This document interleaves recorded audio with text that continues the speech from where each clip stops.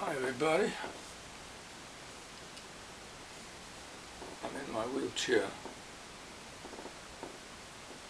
That's where old folks are supposed to be.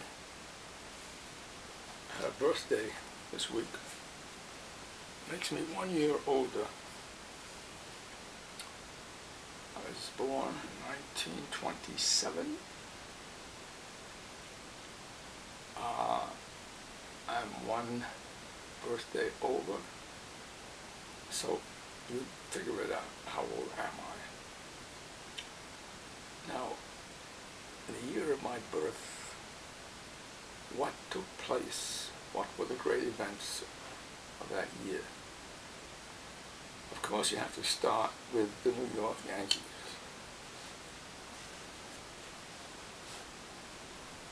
It was supposed to be the greatest baseball team ever, the 27 Yanks. Gehrig hit 47 home runs. The Babe, the Bambino, that was the year he hit 60 home runs. The Yankees won 110 games and they lost 44.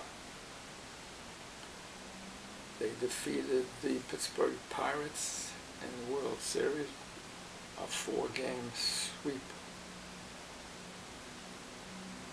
They had on the team the Murderers Row, they were called.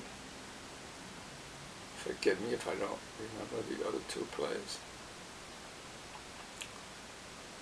Now, what else happened in 1927?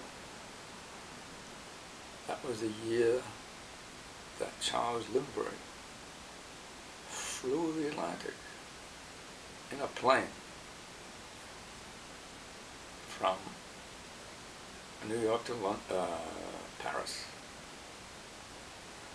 And that was the year of the first talkie, Al Jolson in Jazz Singer. And the jazz singer would sing, "Mommy, Mommy, don't you know me? I'm your little baby. I'd walk 1,000,000 miles for one of your smiles. My mommy."